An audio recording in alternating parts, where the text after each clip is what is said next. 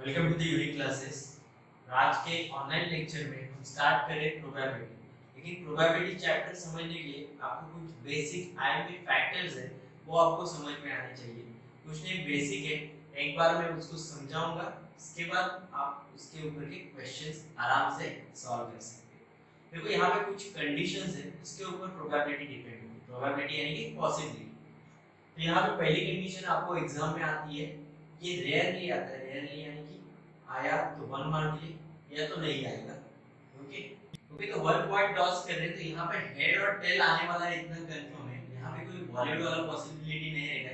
जैसे कि आपने कॉइन उछाला, हवा में रह गया, पत्थर पे गया, या फिर नीचे आते वैसे के वैसे वर्टिकली वो ग्राउंड पे रह गया। तो यहाँ पे दो पॉसिबिलिटी जो पॉसिबल है, या तो हेड या फिर टेल। इसी पॉसिबिलिटी को के बारे में हमें सोचना है। तो यहाँ पे नंबर ऑफ एस, एस यानी कि पॉसिबिलिटी, या तो एक कॉइन से हमें हेड मिलेगा या फिर टेल। तो नंबर ऑफ एस यानी कि कुल मिला के कितनी पॉसिबिलिटी है, या तो हेड या फिर टेल, यानी कि कितनी पॉसिबिलिटी हुए, दो। यहाँ पे नंबर ऑफ एस क्या आएगा, ओके। आगे जाते हैं। नेक्स्ट कंडीशन जो एग्जाम में या आपके जो स्कूल के पेपर्स होते हैं, क्लास के पेपर्स होते हैं, इसमें इस टाइप की कंडीशन आ सकती है, आती भी है। तो इसको अच्छे से समझिए। टू कॉइन्स आर टॉस्ड, यानी कि मैंने एक कॉइन उछाला है, इसके साथ दूसरा भी उछाला है, तो कंडीशन क्या होगी, बराबर। तो उसके लिए कंडीशन है, यहाँ पे मैंने ट्रिक बनाई है कि 2 का 1, आपको फॉर्मूला कौन सा ध्यान में रखना है, 2 का 1। तो यहाँ पे 2 का मतलब होता है h h, दो बार आपको क्या लिखना है h h, दो बार आपको क्या लिखना है t t। इसके बाद 1 का मतलब होता है एक बार h एक बार t, एक बार h एक बार t।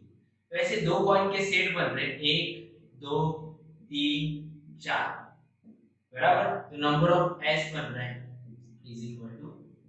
लेकिन यहाँ पे आपको एक चीज ध्यान में रखनी है, जब भी आप कंडीशन बना रहे हो, एस सैंपल स्पेस लिख रहे हो, सैंपल स्पेस के ठीक पहले जो ओपन कर दिया क्लोज ओपन कर दे उसको करली ब्रैकेट कहते हैं। करली ब्रैकेट आपको हमेशा निकालना है, और क्लोज करते समय भी क्लोज का करली ब्रैकेट आपको निकालना है। प्रोबेबिलिटी में हमेशा कौन सा ब्रैकेट यूज करोगे, तो वो है करली ब्रैकेट। अगर करली ब्रैकेट आप यूज कर नहीं रहे हो तो इसमें तेरा घंटा आपके मार्क्स जा सकते हैं। ओके, नंबर ऑफ एस कितना आ रहा है यहाँ पे, 4। अब यहाँ पे और एक कंडीशन आपको एसएससी यानी कि 10th के लिए लिखी है, वो है 3 कॉइन टॉस। इसके बाद 4 कॉइन टॉस, 5 कॉइन टॉस, इसके भी कंडीशंस है। लेकिन ये आपको 10th के सिलेबस में नहीं है, ये आगे जाके आप 11th में जब जाओगे तो उसके मैथ्स में इसे इंक्लूड किया। यहाँ पे 3 कॉइन्स आर टॉस। तो इसका एक मजेदार कंडीशन यहाँ पे ट्रिक बनाया गया है, जो कि अनिल कपूर जी ने बनाया। इसका नाम है 4 2 का 1। तो ये 4 2 का 1 आपको कितने टाइम लिखना है, 2 टाइम। तो 4 2 का 1 लिखा मैंने, इसके बाद आपको लिखना है 4 का मतलब है 4 बार h, क्या लिखना है आपको, 4 बार h। इसके बाद आपको यहाँ पे 4 का मतलब होता है 4 बार क्या लिखना है, यहाँ पे h हुआ था, यहाँ पे t को, बराबर, 4 बार t लिखा। 2 का मतलब है 2 बार h, 2 बार t।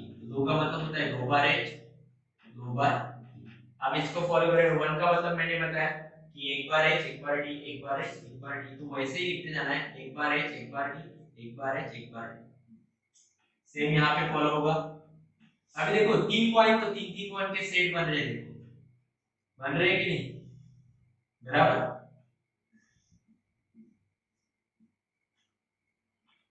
ओके, तो यहाँ पे टोटल बिल मिला के कितने पॉइंट, कितने सेट्स आ रहे हैं, 1 2 3 4 5 6 7 8। तो यहाँ पे नंबर ऑफ एस बनता है। देखो बच्चों को पहली कंडीशन तो आपको इजीली आ जाती है, हेड और टेल सबको समझ में आता है। लेकिन यहाँ पे एक चीज आपको ध्यान में रखनी है कि आपको रटने की जरूरत है। जब भी आप सॉल्व कर रहे हो कोई भी चीज आपको याद रखनी, याद तो रखना है, तो कैसे रखें, इसके लिए कुछ ना कुछ ट्रिक बनाए, बराबर। तो यहाँ पे जैसे मैंने फॉर्मूला लिया, एक ट्रिक की, आपको क्या ध्यान में रखना है, 4 2 का 1। 4 2 का 1 इजीली ध्यान में रखता है क्योंकि फेवरेट सॉन्ग था बड़ा, बराबर। तो यहाँ पे 4 है, 4 बार h लिखा, 4 बार t। 2 का मतलब है 2 बार h 2 बार t, 2 बार h 2 बार t। 1 का मतलब क्या है, ht ht ht ht। तो ऐसे करके आप इसको अच्छे से याद रख सकते हैं। ये वाला जब क्वेश्चन आता है, या तो ये 3 मार्क लेके आता है या फिर 4 मार्क, समझ में आया। तो बोर्ड में आप जब भी जाओगे, ये कंडीशन आपको दिख रही है, तो आराम से इसको हाथ लगाना है। और ये अगर आपको समझ में आ रहा है, ये अच्छे से याद रहा, तो कोई भी क्वेश्चन आपको इसमें से डिफिकल्ट नहीं जाएगा। इसके लिए कंडीशन आपको समझनी है। इसके ऊपर के क्वेश्चन 5.3 5.4 में हम सॉल्व करने वाले हैं। ओके, तो ऐसी ही कंडीशन है। ये जैसे 3 पॉइंट की कंडीशन हुआ है, वैसे ही डाई डाई यानी कि अभी लूडो का जमाना है, लूडो सब खेल रहे हैं बराबर। तो लूडो में हमने डाई देखा है कि वर्चुअल डाई रहता है, हम उसे टैप करते हैं 1 to 6 नंबर वहां पे आता है। वैसे अगर मैं एक डाई वन डाई यानी कि एक डाई मैं अगर थ्रो कर रहा हूं, तो आपको मालूम है अगर एक डाई में थ्रो कर रहा हूं तो आंख बंद करके आप बता सकते हो कि तुझे 1 से 6 के बीच में कोई भी नंबर आ सकता है। ये तो कोई भी तो एस के लिए यहाँ पे क्या आएगा, लूडो में हमने देखा बराबर, जो डाई थ्रो करने के बाद हमें नंबर आते हैं 1 से 6 के बीच में। तो एक डाई यहाँ पे एक तो 1 गिर सकता है, यहाँ पे 2 आ सकता है ऑप्शन, 3 4 5 6। इससे बढ़िया है, इससे आगे कोई पॉसिबिलिटी पॉसिबल नहीं है अगर आप एक डाई थ्रो करें। कितने नंबर बन रहे, 6। इसका मतलब यहाँ पे नंबर ऑफ एस आएगा 6। तो एक डाई थ्रो करने के बाद आपको 6 पॉसिबिलिटी मिलती है ये सब का। लेकिन आपको और एक क्वेश्चन आएगा जो कि बोर्ड में आता है 3 या 4 मार्क के लिए, डेफिनेटली ये क्वेश्चन रहता है अगर आया। यहाँ पे 2 डाइस के लिए पूछा है, क्या पूछा है, 2 डाइस। मैंने एक हाथ से ये लूडो के लिए खेल दिया, दूसरे हाथ से भी लूडो के लिए खेल दिया। अब ये 2 डाइस कहाँ पे आप खेलते थे, अगर नवा व्यापार या फिर ऐसे गेम्स थे उसमें ये 2 डाई हम या 2 डाइस से हम वो गेम खेलते थे। लेकिन अभी गेम के बारे में नहीं सोचना है, अभी पढ़ाई के बारे में सोचना है।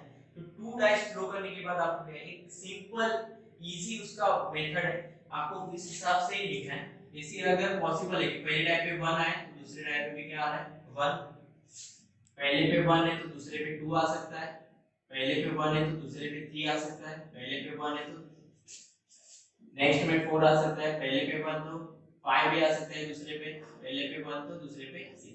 लेकिन 6 के आगे तो जाएंगे नहीं क्योंकि 6 नंबर ही रहते हैं। सेम पैटर्न आपको ये 1 के लिए हुआ, सेम पैटर्न आपको 2 के लिए फॉलो करना है। इसके लिए फॉलो करना है 2 के लिए। देख रही है, अच्छे से देख रहे हो ना, बराबर। अभी 2 होने के बाद कौन सा नंबर सबको मालूम है कि 3 का नंबर है, तो 3 से स्टार्ट करना है। 3 के साथ 1 आ सकता है, अगर पहले डाई पे 3 है तो दूसरे पे 2 भी आ सकता है, तो ये भी एक सेट बन सकता है। ऐसे कहां तक हमको जाना है,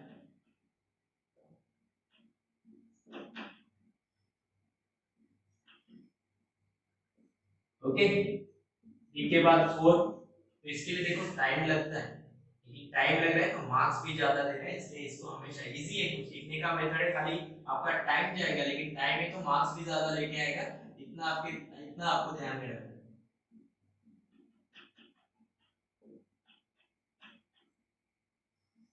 फाइंड,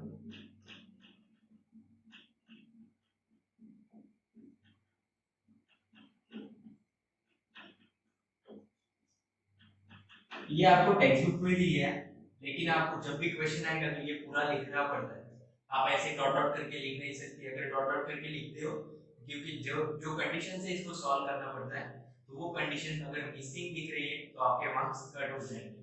6,1 जो फाइनल रूट चल रहा है हमारा, 6,2 6,3 6,4 6,5 6,6। कुल मिला के अगर पहले लाइन में 6 तो ऐसे 6 कॉलम हो रहे हैं, तो 6 into 6 नंबर ऑफ एस कितना आ रहा है 36। और ये जब 2 डाइस वाला क्वेश्चन है ना, आपको इसी फॉर्मेट में लिखना है।